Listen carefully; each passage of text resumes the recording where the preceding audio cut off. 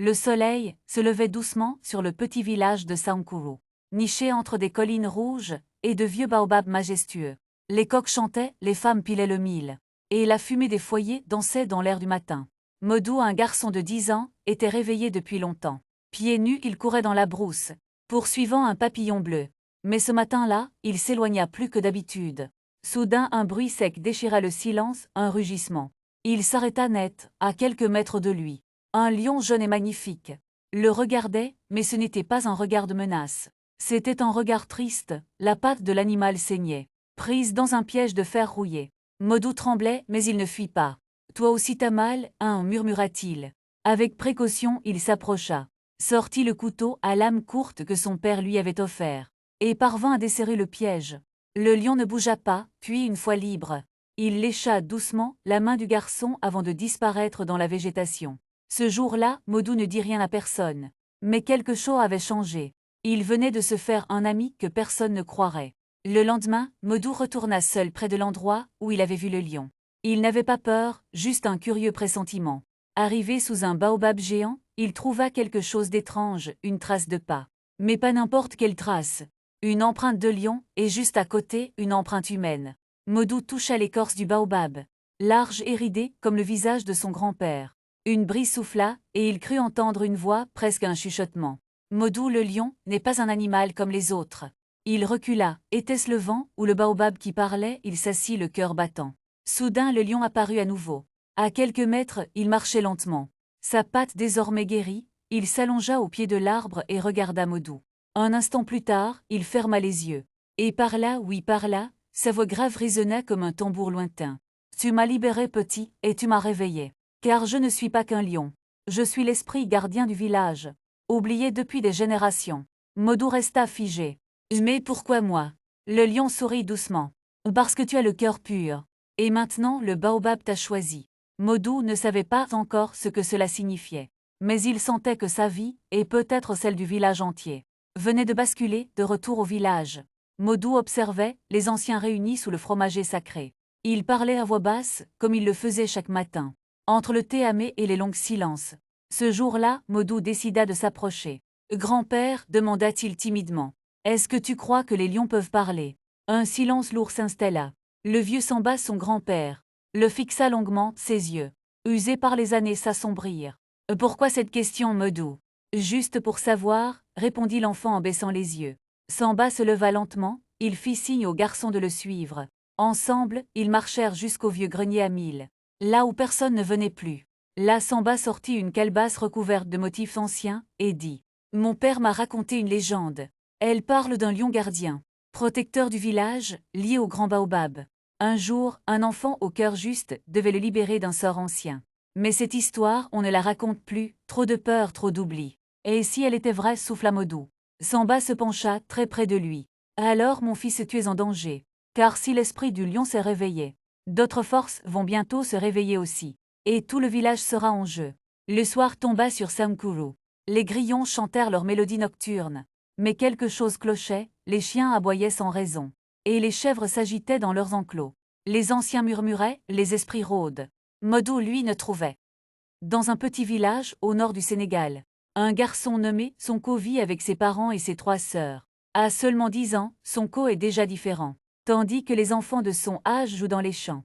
Lui préfère écouter, les anciens discuter sous l'arbre à palabres. Il pose 1000 questions, parfois trop pour son âge. Sa mère, vendeuse de légumes, l'appelle affectueusement petit juge. Parce qu'il essaie, toujours de départager les querelles des enfants du quartier. Son père, un charpentier respecté, lui apprend l'importance de l'honnêteté et du travail bien fait. Un jour, le maître de l'école du village, venu pour une réunion, l'entend corriger les fautes d'un aîné qui récitait mal une poésie. Impressionné, il demande à rencontrer ses parents. Ce garçon, dit-il, n'est pas comme les autres. Il a quelque chose et il voit loin. Il faut qu'il aille plus loin que ce village. C'est ce jour-là que la famille décide de tout faire pour qu'il poursuive ses études, malgré la pauvre. Le défi scolaire, âge 11 ans. Installé dans la maison, en banco familial. Sonko entre en classe de centimètre 2 avec un objectif clair, réussir le concours d'entrée en 6e et obtenir une bourse. Son école, construite en tôle et en bois, est souvent fermée faute de professeurs. Mais Sonko ne se décourage pas. Chaque soir, il étudie à la lumière d'une lampe tempête. Sa mère lui prépare du lac, bouilli, pendant qu'il révise ses leçons de français et de mathématiques. Il fait partie des meilleurs élèves du village. Mais sa timidité l'empêche de s'exprimer. Un jour, l'instituteur organise un concours de lecture devant toute l'école. Les meilleurs iront représenter l'établissement à l'inspection d'académie. Quand vient son tour, Sonko hésite. Le public le fixe silencieux. Puis d'une voix claire, il lit un texte sur l'intégrité et le courage. Les mots résonnent fort dans la cour. Ce garçon-là a de la voix et de la tête, lance l'inspecteur venu spécialement. Sonko remporte le concours. Épisode 3, le départ vers la ville à âge 13 ans. Après avoir réussi brillamment son entrée en 6e, Sonko reçoit une bonne nouvelle, il a obtenu une bourse pour poursuivre ses études à Dakar. C'est une victoire pour sa famille, mais aussi une séparation douloureuse. Sa mère prépare ses habits dans un sac en plastique, glissant discrètement un chapelet entre ses affaires. Son père l'accompagne jusqu'à la gare du village. Le cœur lourd, avant de monter dans le vieux bus. Sonko serre fort la main de son père. « Tu vas devenir quelqu'un, lui dit-il, mais reste toujours honnête. » Arrivé à Dakar, tout change, le bruit. Les foules, les voitures, les immeubles. Sonko est hébergé chez son oncle. Un tailleur strict mais bienveillant. Il découvre une nouvelle école. Beaucoup plus grande, avec des élèves mieux habillés, certains arrogants. Malgré ses difficultés d'adaptation, il reste concentré en classe. Il se fait remarquer par sa rigueur et sa curiosité. Il se fait un ami Mamadou, 1. Les premières révoltes à âge 15 ans. Sonko, désormais bien installé dans son collège à Dakar, commence à observer les injustices au quotidien. Il voit comment certains élèves sont favorisés parce qu'ils viennent de familles influentes, comment des professeurs punissent sans raison, ou comment les installations sont laissées à l'abandon malgré les promesses du proviseur. Un jour, un camarade se fait renvoyer injustement pour une bagarre qu'il n'a pas commencée. Sonko décide d'agir. Il rédige une lettre ouverte signée par plusieurs élèves pour demander une audience avec la direction. C'est sa première action collective. La direction l'accuse de vouloir semer le désordre. Certains camarades prennent peur, mais d'autres le soutiennent. Un professeur engagé, M. Ndion, l'encourage discrètement. « Tu sais que ce que tu fais est juste, mais sache que la vérité a un prix. » Sonko organise alors une grève silencieuse. Plus de 50 élèves refusent d'entrer en classe un lundi matin. L'administration finit par céder et revoit la sanction infligée à l'élève injustement puni. C'est le premier succès collectif de Sonko. Il découvre la puissance de la mobilisation. Et pour la première fois, il sent en lui naître quelque chose de plus grand, le goût du combat pour la justice, âge 15 ans. Au collège Samba Diop de Dakar, Sonko poursuit ses études avec sérieux. Mais à mesure qu'il grandit, il observe des choses qui le dérangent. Des élèves riches arrivent en retard sans être sanctionnés. Des punitions injustes tombent sur ceux qui osent poser trop de questions. Et certaines classes croulant sous le manque de matériel. Un jour, un élève nommé Malamine est accusé à tort d'avoir frappé un autre garçon. Pourtant, tout le monde sait que c'est l'agresseur qui l'a provoqué. Malgré les témoignages, le conseil de discipline décide de l'exclure pour une semaine. Dans la cour, Sonko s'approche de ses camarades. « Et vous trouvez ça normal ? » « Mais on ne peut rien dire, répond Fatou. « Tu veux avoir des problèmes ? Moi je veux qu'on soit juste. Si on ne dit rien maintenant, ça ne changera jamais. » Le soir même, Sonko rédige une lettre.